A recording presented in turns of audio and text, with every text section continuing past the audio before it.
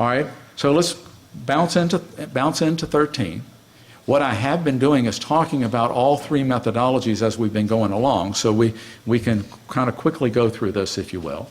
So simplified acquisition procedures, we understand where the dollar thresholds are. So when we talk about a solicitation, you know, a solicitation can be oral or can be a written RFQ. All right, and remember, we're talking about a request for quote. So we're getting information back from the contractors. All right, and so the results is that if we have a number of quotes and they are for information purposes, what ends up happening is that in the world of government contracting under FAR Part 13, Simplified Acquisition Procedures, is that we've now got to make a best value determination, and we're going to literally have to issue another document.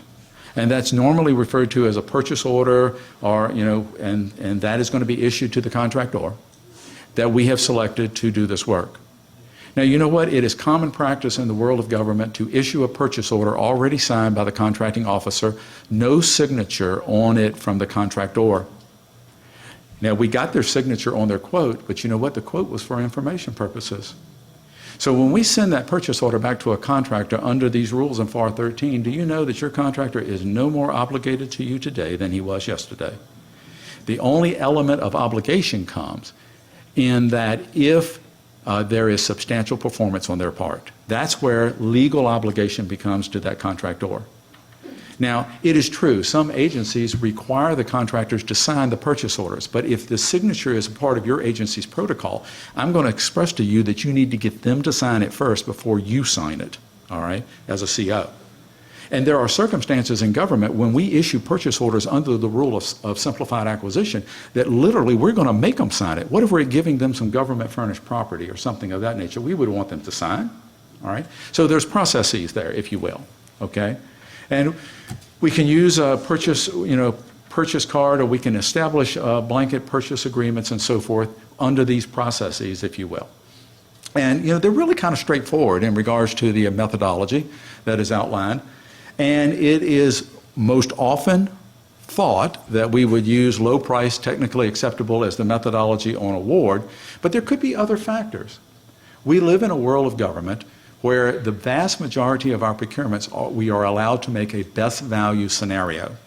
The only arena that is specific to using low price, technically acceptable is the world of sealed bidding, all right?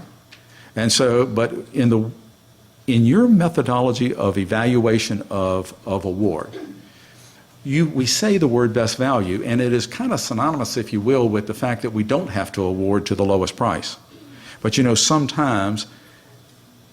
oftentimes, the low price technically acceptable is the best value, all right? And so I've been around government contracting a long time. I've taught it for a long, long time. And people still speak about low price technically acceptable as one methodology and best value as another. But the truth be known is that I think best value is the analogy of our methodology, and that low price technically acceptable is just one of those elements that's under best value, okay? And so, you know, I think I saw some heads nodding. That was good for me. Thank you. All right. And so when we speak about that element, you know, we're talking about with the schedule, with this simplified acquisition methodology, if there is something that is unique, it is really sole source. It's not commercial by nature, but it falls within that dollar threshold. You would more than likely use that methodology and somewhere, and it goes without saying, though, that if it is commercial by nature, it may very well be, and it probably will be, on GSA schedule.